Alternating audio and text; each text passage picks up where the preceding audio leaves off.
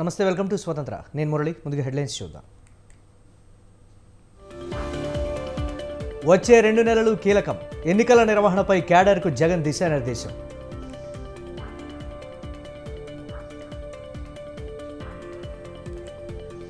BJP BRS ప్రభుత్వంపై దుష్ప్రచారం చేస్తున్నాయి. ప్రతి హామీని నెరవేర్చేలా ప్రణాళికలు చేస్తున్నామన్న రేవంత్.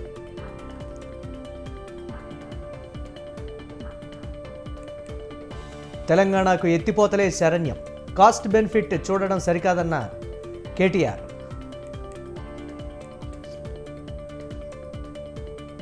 దేశంలో అప్పుడు స్కామ్లు, ఇప్పుడు స్కీమ్లు. మోదీ పాలనలో ఎలాంటి అవినీతి జరగలేదన్న పురంధేశ్వరి.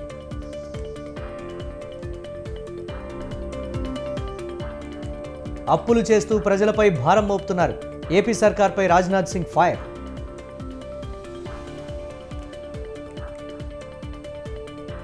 విపక్షాలకు తమిళనాడు ప్రగతి అక్కర్లేదు. ఇండియా కూటమిపై మోదీ విమర్శలు.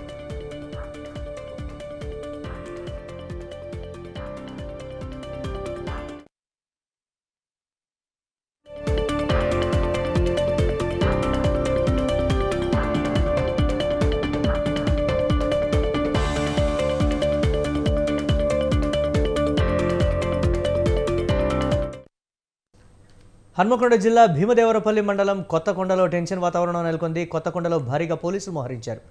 ఎంపీ బండి సంజయ్ ప్రజాహిత యాత్ర నేపథ్యంలో భారీ బందోబస్తు ఏర్పాటు చేశారు.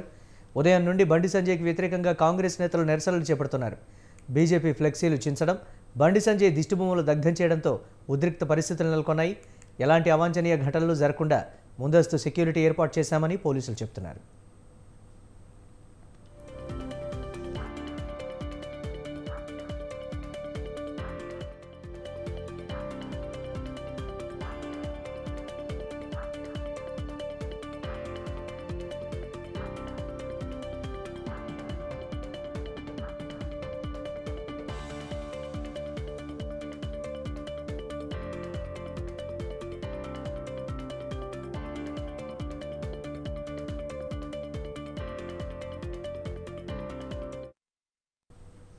ఇదే అంశానికి సంబంధించి మరిన్ని అప్డేట్స్ మా కరెస్పాండెంట్ సుధాకర్ అందిస్తారు.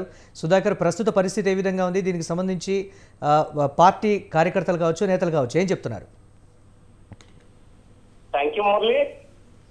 హన్మకొండ జిల్లా భీమదేవరపల్లి మండలం కొత్తకొండ టెంపుల్ దగ్గర మొత్తం వాతావరణం హైటెన్షన్ గా నెలకొంది. ఎందుకంటే ముఖ్యంగా సుమారు 300 నుంచి 500 పైచిలకు పోలీసు వాళ్ళని మోహరించడం జరిగింది. గత నిన్న నుండి చూస్తే బండి సంజయ్ ఒక పాదయాత్రలో అసలు చేసే యాత్రలో పొన్నం ప్రభాకర్ వారి కుటుంబం పైన అనుచిత వ్యాఖ్యలు చేశాడనే ఒక నేపథ్యంతో పాటు ఉదయం నుండి బండి సంజయ్ పాదయాత్ర ఎక్కడ వెళ్ళినా కూడా అతనికి అక్కడ అడ్డంకులు కలగడం జరుగుతుంది. ఇటు కాంగ్రెస్ శ్రేణులు మొత్తం మీద చూస్తే ఈ కాంగ్రెస్ శ్రేణులు బండి సంజయ్ ఎక్కడ యాత్ర చేసామని పెట్టిన ఫ్లెక్సీలను కూడా చింపేయడం జరుగుతుంది. మరికొన్ని చోట్ల టమాటాలో రాళ్ళు కూడా విసిరేయడం జరిగింది. దీనిపైన బండి సంజయ్ కూడా మాట్లాడుతూ పొన్నం ప్రభాకర్ తల్లి నా తల్లి లాంటిదే, నీ అతను నన్నే అని చెప్పేసి కూడా ఆయన సందేశించినా కూడా వారు వినకుండా వారిపైన ఇతను బండి సంజయ్ నిర్వహించే ప్రజాహిత యాత్ర నేపథ్యంలోనే భారీ యాత్రలో ఎక్కడ పడితే అక్కడ అడ్డుకోవడం జరుగుతుంది. ఈ రోజు నైట్ ఏ టైం అయినా కూడా అరెస్ట్ చేసే అవకాశాలు ఎక్కువ శాతం పడుతుంది. మరి కాసేపట్లో సుమారు 9:30 ప్రాంతంలో కొత్తకొండకు చేరుకోవడం జరుగుతుంది. కొత్తకొండ చేరుకోవడం అక్కడి నుంచి నేరుగా టెంపుల్కి వెళ్ళి దర్శనం చేసుకున్న తర్వాత మళ్ళీ యాత్ర ప్రారంభించాల్సిన పరిస్థితి ఉంది. దీనికి సంబంధించి కొత్తకొండ రావడంతో పాటు అతన్ని అరెస్ట్ చేసి ములుగు పక్కల జైలు కానీ లేదంటే జంగం జైలు కానీ తరలించే అవకాశం ఉన్నదని చెప్తుంది. కాకపోతే మరో కోణంలో ఆలోచిస్తే అరెస్ట్ చేయకపోవచ్చు. ఎందుకంటే అతని పైన కేసులు పెట్టడమో లేకపోతే పోలీస్ స్టేషన్ తీసుకుపోయి అతని పైన కేసులు రిజిస్టర్ చేసి పంపడం ఉంటుంది. కానీ జైలు పంపించే అవకాశాలు చాలా తక్కువ ఉన్నాయని అంటున్నారు. ఎందుకంటే గతంలో చూస్తే బీఆర్ఎస్ ప్రభుత్వం ఏ ప్రకారంగా అయితే బీజేపీ పైన అణచివేత ధోరణి చేసిందో ధోరణి చేసిన ప్రారంభ ప్రక్రియలో కూడా వారు కూడా అప్పుడు కూడా బండి సంజయ్ కూడా బాగా తిరిగిపోవడం జరిగింది. దాని ప్రకారం కూడా ఆలోచించి ఈ రోజు కూడా మరి అరెస్ట్ చేస్తారా చేయరా అనే దానిపైన కూడా ఉద్రిక్త వాతావరణం నెలకొని మొత్తం వరంగల్ ఉమ్మడి జిల్లా వ్యాప్తంగా చూస్తే బీజేపీ శ్రేణులు మొత్తం అందరూ కూడా ఎక్కడైతే ఈ కొత్తగట్టు ఉందో కొత్తగట్టు ప్రాంతానికి ఏకదొత్తి కొత్తగట్టు ప్రాంతానికి వెళ్ళడానికి ఇప్పుడే అందరూ శ్రేణులు బయలుదేరుతున్నారు. ఎటు చుట్టుపక్కల ఉన్న వారిని కూడా మరి 10-15 కిలోమీటర్ల దూరంలోనే బీజేపీ కండువాలు వేసుకుపోయినా కూడా బీజేపీ వాహనాలలో పైన వెళ్ళినా కూడా వారందరినీ ఆపడానికి కూడా పోలీసులు సిద్ధమవుతున్నారన్న విశ్వసనీయ సమాచారం ఉంది. ఇప్పుడు ఇటు వరంగల్ నగరం నుంచి కానీ హనంకొండ నుంచి వెళ్లే వారిని మొత్తం అసంపత్తులు ఆపవచ్చు. అటు కరీంనగర్, ఎందుకంటే కరీంనగర్ సొంత నియోజకవర్గం సొంత పార్లమెంట్ నియోజకవర్గం బండి సంజయ్ గారికి కరీంనగర్ నుంచి వచ్చినా కూడా హుజరాబాద్ తదితర ఉత్తరాబాద్ ప్రాంతాల్లో ఎక్కడెక్కడ నిలిపివేసే పరిస్థితి కూడా ఉంది. వీరందరినీ కూడా రాకుండా చూడాలని చెప్పి పోలీసులు కూడా పెద్ద ఎత్తున మోహరించడం జరుగుతుంది. ఈ యొక్క వాతావరణం మరి ఈ రోజు నైట్ 10:30 వరకు ఎలా ఉంటుందని తెలియాల్సిన పరిస్థితి కూడా తెలుస్తుంది. Vijay, right, thanks for update Sudhakar.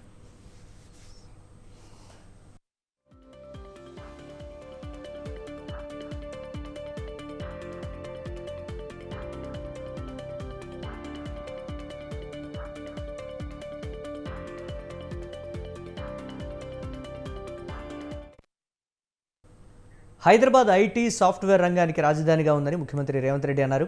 Hyderabad హెచ్ఏసీసీలో జరిగిన బయో ఆసియా సదస్సులో సీఎం రేవంత్ రెడ్డి పాల్గొన్నారు. ఫార్మా రంగాల్లో సవాళ్లను తాను అర్థం చేసుకోగలనని సీఎం అన్నారు. ఇటీవల కొందరు ఫార్మా రంగ ప్రతినిధులతో సమావేశమయ్యానని చెప్పారు. కోవిడ్ అనంతరం ప్రజల ఆరోగ్యంపై దృష్టి సారించారని తెలిపారు. ఒక కోవిడ్ వ్యాక్సిన్ అందించిన ఘనత హైదరాబాద్కు దక్కిందని తెలిపారు. Chief Minister, Minister on the dais, and the gentlemen, let us welcome him on stage, whose leadership has been instrumental. My government is committed to create the perfect ecosystem that includes policy, infrastructure, and support, both domestic and international companies or startups. I must confess my focus to drive growth of MSMEs, which are a bridge between the startups and big corporate companies. We recently announced launch of 10 pharma villages with an investment of about 1 lakh crore. This will develop infrastructure, create jobs, create opportunities for entrepreneurs. We will create over 5 lakh new jobs.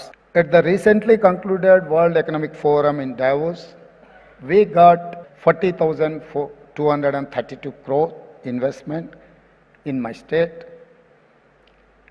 And I am delighted to share that Takeda has decided to set up their manufacturing facility in Hyderabad in partnership with Biological E. I'm most welcoming investment.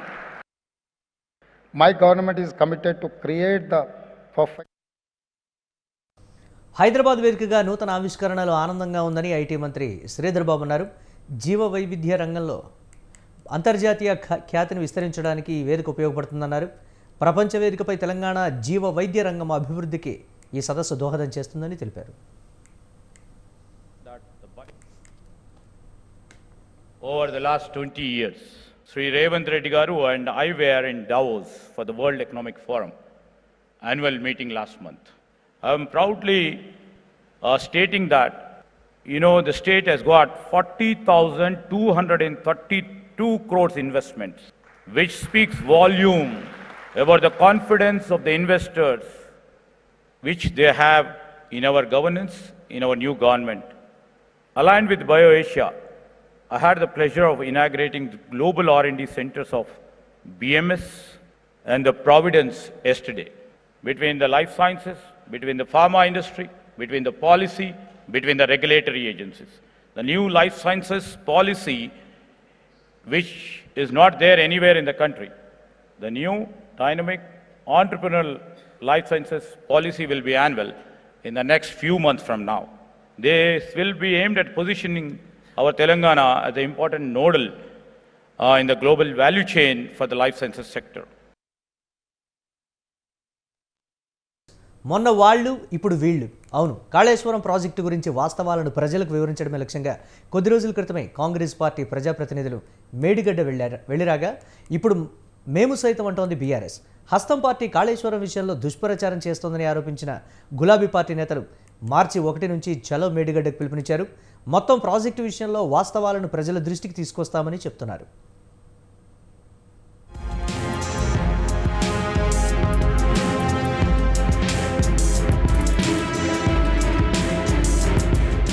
చలో మేడిగడ్డ అంటుంది ప్రతిపక్ష BRS. Kaleshwaram project గురించిన వాస్తవాలను ప్రజలకు తెలియజేయడమే ప్రధాన ఉద్దేశంగా మార్చి 1 నుంచి చలో మేడిగడ్డ కార్యక్రమం నిర్వహించనున్నట్లు తెలిపారు మాజీ మంత్రి ఎమ్మెల్యే కేటీఆర్. పార్టీకి చెందిన ఎమ్మెల్యేలు, ఎంపీలు సహా ఇతర ప్రజాప్రతినిధులు అంతా కలుపుకొని సుమారు 150 నుంచి 200 వరకు వెళ్లనున్నారు. తొలి రోజు పర్యటనలో భాగంగా కాళేశ్వరం వెళ్లనున్నారు.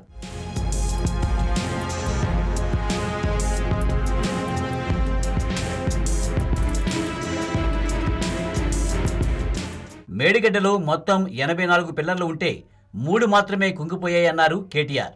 అయితే కాంగ్రెస్ నేతలు, ప్రభుత్వం మాత్రం బ్యారేజీ కొట్టుకుపోయినట్లు ప్రచారం చేస్తున్నారని మండిపడ్డారు. గతంలో పలు ప్రాజెక్టులు, డ్యాముల విషయంలోనూ ఇలాగే జరిగిందన్నారు కేటీఆర్. కాఫర్ డ్యాం కట్టి మేడిగడ్డకు మరమ్మతులు చేయవచ్చునన్న ఆయన సీఎం తీరు చూస్తే కాళేశ్వరం విషయంలో కుట్ర చేస్తున్నట్లుగా కనిపిస్తుందని ఆరోపించారు.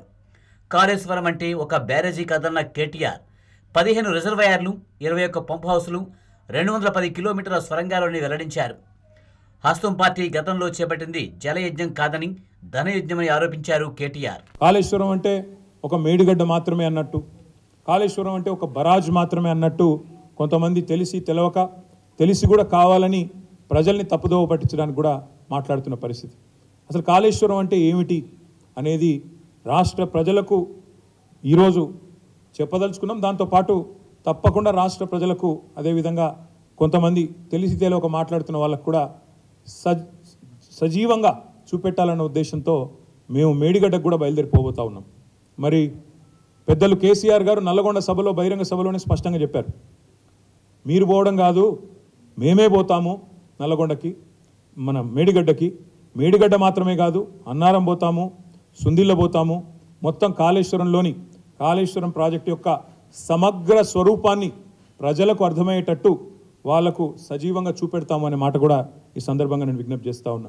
ఇటీవలే కాంగ్రెస్ ప్రభుత్వం నేతృత్వంలో మంత్రులు, ఎమ్మెల్యేలు మేడిగడ్డకి వెళ్లి వచ్చారు. వాస్తవ పరిస్థితులను క్షేత్రస్థాయి నుంచి పరీక్షించారు. ఈ సందర్భంగా నాటి బీఆర్ఎస్ పాలనలో జరిగిన అవినీతి, అక్రమాలపై విరుచుకుపడ్డారు. అయితే ఆ రోజు జరిగిన పర్యటనలో బీఆర్ఎస్ ఎమ్మెల్యేలు పాల్గొనలేదు.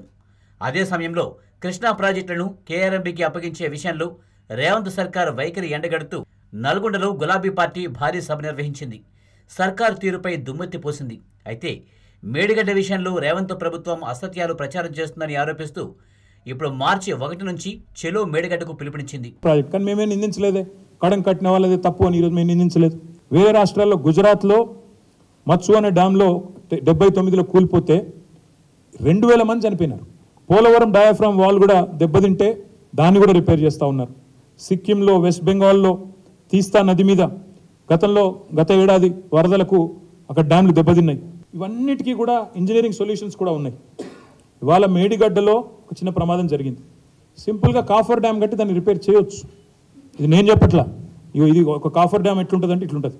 దీనికి ఇదేదో జరగకూడదు జరిగిపోయిందని, శ్వేతపత్రం అని, ఇదని అదని నోటికొచ్చిన మాటలు మాట్లాడుతూ, ఇష్టం వచ్చిన ఆరోపణలు చేస్తూ ఈరోజు ఈ ప్రభుత్వం ఏదైతే ప్రయత్నం చేస్తూ ఉందో, మేము అనేదల్లా ఒకటే, ఈ దేశంలో గతంలో కూడా సాగునీటి ప్రాజెక్టులో అనేక ప్రమాదాలు జరిగినాయి. ఇదేం మొదటిది కాదు, ఇదేం చివరిదని కోరుకుంటున్నాను నేను. కానీ కేవలం ఇదే కాదు, కాంగ్రెస్ పార్టీ ప్రభుత్వం చేస్తున్న ఆరోపణలను తిప్పికొట్టేందుకు వచ్చే నెల 10న కరీంనగర్ వేదికగా భారీ బహిరంగ సభ ఏర్పాటు చేయాలని డిసైడ్ అయింది గులాబీ party.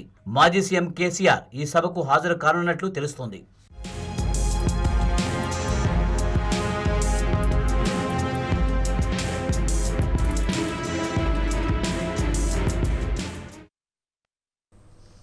Party ఫిరాయించిన ఎమ్మెల్యేలపై AP speaker Tammineni అనర్హత వేటు వేశారు. అలాగే పార్టీ మారిన 8 మంది ఎమ్మెల్యేలపై చర్యలు తీసుకుంది. ఇదంతా ఇలా ఉంటే స్పీకర్ నిర్ణయంపై పలువురు అసంతృప్తి వ్యక్తం చేస్తున్నారు. ఎన్నికల షెడ్యూల్కు ముందు నిర్ణయం వెలువడటం వెనుక వ్యూహం ఏమైనా ఉందా? ఎమ్మెల్యేలపై ఇన్నాళ్లకు చర్యలు తీసుకోవడం వెనుక కారణం ఏంటి? స్పీకర్ నిర్ణయం ఎమ్మెల్యేలపై ఎంతవరకు ప్రభావం చూపనుంది? పార్టీ మారేవారు రాజీనామా చేసి రావాలన్న జగన్ మాటలు చాన్నాళ్లుగా ఎందుకు అమలు కాలేదు? Watch the story.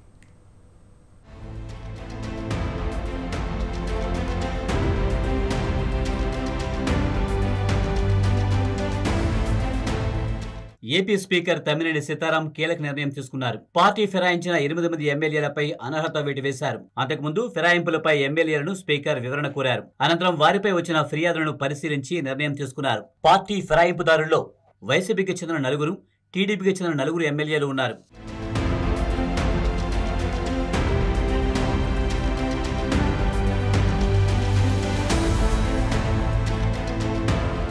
YCP rebel ఎమ్మెల్యేలు ఆనం రామనారాయణ రెడ్డి, మేకపాటి చంద్రశేఖర్ రెడ్డి, కోటంరెడ్డి శ్రీధర్ రెడ్డి, ఉండవల్లి శ్రీదేవితో పాటు టీడీపీ రెబల్ ఎమ్మెల్యేలు కరణం బలరాం, వల్లభనేని వంశీ, మద్దాలి గిరిధర్, వాసుపల్లి గణేష్పై కూడా అనర్హత వేటు పడింది. టీడీపీ, వైసీపీ విపులు చేసిన ఫిర్యాదులు ఇంకా అలాగే ఎమ్మెల్యేలు ఇచ్చిన వివరణలను పరిశీలించిన స్పీకర్ మొత్తం 8 మంది సభ్యులు పార్టీ ఫిరాయించినట్టు తేల్చారు. పార్టీ ఫిరాయింపుల నిరోధక చట్టం ప్రకారం ఎమ్మెల్యేలపై అనర్హత వేటు వేశారు. స్పీకర్ ఆదేశాలతో AP legislature secretary general PPK Ramacharyulu సోమవారం రాత్రి ఉత్తర్వులు జారీ చేశారు.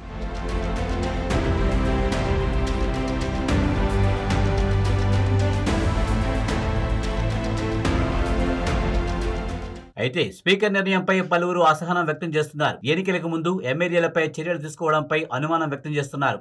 ఇన్నాళ్లకు ఎమ్మెల్యేలపై అనర్హత వేటు వేయడంపై మండిపడుతున్నారు. పార్టీ ఫిరాయింపులను నిరోధించాలంటే నిర్ణయాలు త్వరితగతిన తీసుకునే వ్యవస్థ ఉండాలన్నారు. ఎన్నికల షెడ్యూల్ వెలువడుతున్న సమయంలో స్పీకర్ నిర్ణయం చర్చనీయాంశంగా మారింది.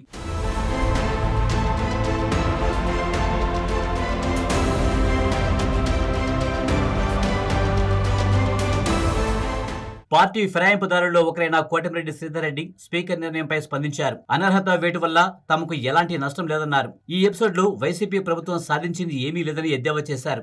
ఏడాది క్రితమే పార్టీ నుంచి వైసీపీ తమను సస్పెండ్ చేసింది. పార్టీ నుంచి తొలగించిన తర్వాత తమపై అనర్హత వేటు వేసే నైతిక హక్కు ప్రభుత్వానికి లేదన్నారు. జగన్ ప్రభుత్వానికి నిజంగా చిత్తశుద్ధి ఉంటే 4 టీడీపీ ఎమ్మెల్యేలు వైసీపీ కండువా కప్పుకున్న వెంటనే వారిపై వేటు వేసేదన్నారు. తమ నియోజకవర్గాల సమస్యలపై పోరాడితే సస్పెండ్ చేశారని ఫైర్ అయ్యారు. పార్టీ వ్యతిరేక కార్యకలాపాలకు పాల్పడ్డారనే ఆరోపణలు సరికాదన్నారు కోటంరెడ్డి.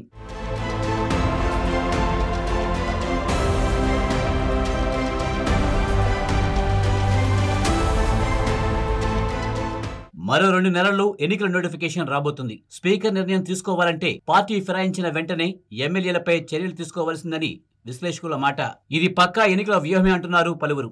స్పీకర్ నిర్ణయం ఎన్నికలపై ప్రభావం చూపబోదంటున్నారు మరికొందరు. చూడాలి మరి లాస్ట్ కు ఏం జరుగుతుందో.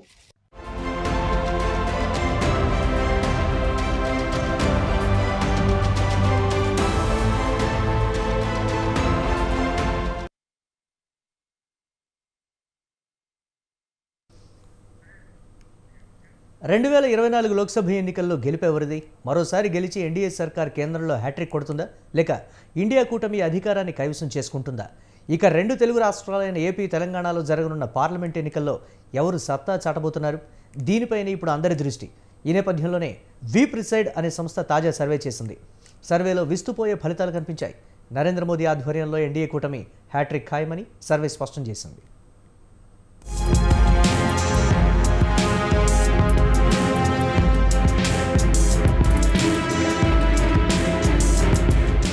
ప్రధాని మోదీ చెబుతున్నట్లు 400 లేదా 370 స్థానాలు కొట్టకపోయినా మళ్లీ బీజేపీ ఆధ్వర్యంలో ఎన్డీఏ అధికారంలోకి వచ్చే అవకాశం ఉందని వి ప్రిసైడ్ సంస్థ చేపట్టిన సర్వేలో స్పష్టమైంది. ఇండియా కూటమి కనీసం 200 చేరే అవకాశం లేదని సర్వే ఫలితాలు వెల్లడిస్తున్నాయి. ఎన్డీఏ సర్కార్ 320 పార్లమెంటు స్థానాలు సాధించి తిరుగులేని మెజారిటీతో కేంద్రంలో మరోసారి హ్యాట్రిక్ కొట్టడం ఖాయమని వెల్లడించింది. ఇక ప్రతిపక్ష ఇండియా కూటమి 185 స్థానాలకే పరిమితం కావచ్చు. ఇతరులకు 38 సీట్ల వరకు వస్తాయని అంచనా వేసింది. ఎన్నికలకు 2 నెలల ముందు చేపట్టిన సర్వే ఫలితాలతో ప్రతిపక్షాల కూటమిలో అలజడి మొదలైంది.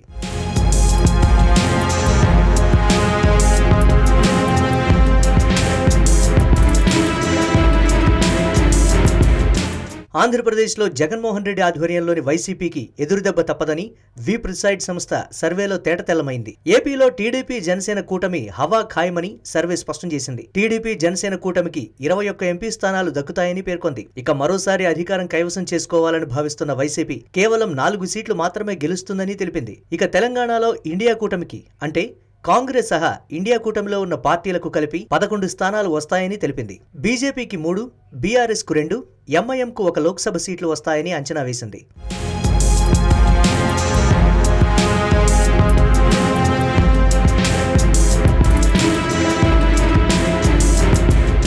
ప్రధాని నరేంద్ర మోదీ సొంత రాష్ట్రమైన గుజరాత్లో ఎన్డీఏ క్లీన్ స్వీప్ ఖాయం. 26కు 26 స్థానాలను బీజేపీ కూటమే గెలుస్తుంది. హర్యానా, హిమాచల్ ప్రదేశ్, ఉత్తరాఖండ్, రాజస్థాన్ వంటి రాష్ట్రాల్లో కూడా ఎన్డీఏదే హవా. ఇక బీహార్, కర్ణాటక, మధ్యప్రదేశ్, మహారాష్ట్ర, బెంగాల్, ఒడిశాలలో కూడా మెజారిటీ స్థానాలు కాషాయ కూటమికే దక్కుతాయని 2019తో పోలిస్తే యూపీలో ఎంపీ సీట్లు ఎన్డీఏకు తగ్గబోతున్నాయి. కేవలం 65 సీట్లు మాత్రమే ఎన్డీఏ సాధిస్తుందని తెలిపింది వి ప్రిసైడ్ సంస్థ.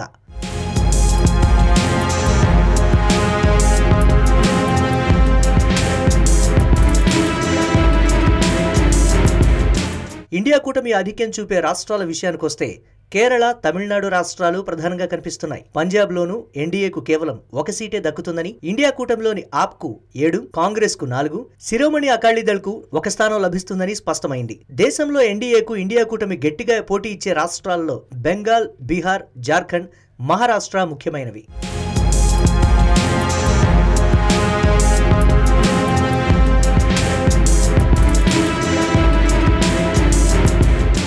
బీహార్లో ఎన్డీఏకు 27, ఇండియా కూటమికి 13 స్థానాలు దక్కే ఛాన్స్ ఉంది. అలాగే కర్ణాటకలో 22 స్థానాల్లో ఎన్డీఏ, 6 స్థానాలను కాంగ్రెస్ కైవసం చేసుకోవచ్చు. మహారాష్ట్రలో ఎన్డీఏకు 18, ఇండియా కూటమికి 20 స్థానాలు దక్కుతాయి. ఒడిశాలో ఎన్డీఏకు 11, బీజేడీకి 9 స్థానాల్లో విజయం లభించవచ్చు. అసోంలోనూ 6 స్థానాల్లో కాంగ్రెస్ కూటమి సత్తా చాటుతుంది.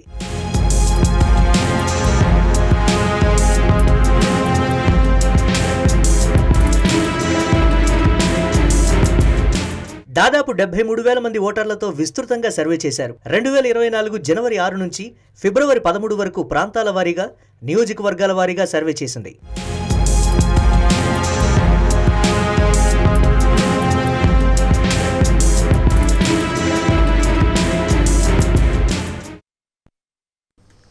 ప్రపంచ ప్రఖ్యాత విమానాశ్రయాల్లో ఒకటి హీత్రూ ఎయిర్పోర్ట్.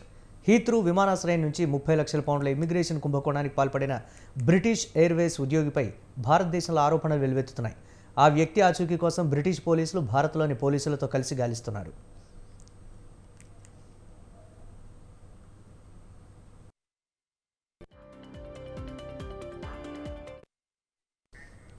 హీత్రూ విమానాశ్రయం 5వ నంబర్ టెర్మినల్ వద్ద చెక్ ఇన్ డెస్క్లో పనిచేసిన 24 ఏళ్ల యువకుడు 30 లక్షల పౌండ్ల మేరకు ఇమ్మిగ్రేషన్ కుంభకోణానికి పాల్పడినట్లు ఆరోపణలు వచ్చాయి. బ్రిటిష్ ఎయిర్వేస్ సూపర్వైజర్గా పనిచేసిన ఆ వ్యక్తి భారత్లో పరారీలో ఉన్నాడు.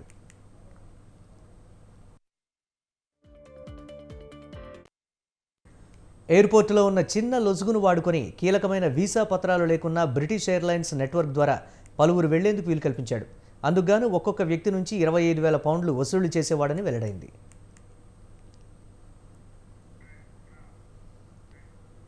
టెర్మినల్ 5లో పనిచేసిన నిందితుడు తన హీత్రూ చెక్ ఇన్ డెస్క్ నుంచి ఈ స్కామ్ను నడిపించినట్లు చెప్తున్నారు. కుంభకోణం వెలుగులోకి రాగానే ఆ వ్యక్తిని అరెస్టు చేశారు. బెయిల్ పొందిన తర్వాత ఆ వ్యక్తి బ్రిటిష్ ఎయిర్లైన్స్ గ్రౌండ్ సర్వీసెస్కు చెందిన తన సహోద్యోగితో కలిసి పరారయ్యాడు. బ్రిటిష్ ఎయిర్లైన్స్లో చాలా కాలం పనిచేసిన వారిని పెద్దగా ఇమ్మిగ్రేషన్ చెక్ చేయరు. ఆ వెసులుబాటుతో బెయిల్ పొందిన ఆ వ్యక్తి జనవరి 6న హీత్రూ విమానాశ్రయం నుంచే భారత్కు పారిపోయాడు.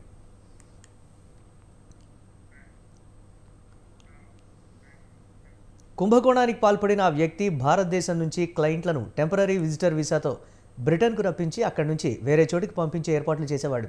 కెనడాలో ఆశ్రయం పొందాలని చూసేవారు చాలామంది అతడికి డబ్బు చెల్లించి సులభంగా హీత్రూ విమానాశ్రయం సెక్యూరిటీ చెక్ తప్పించుకొని అక్కడికి చేరేవారు.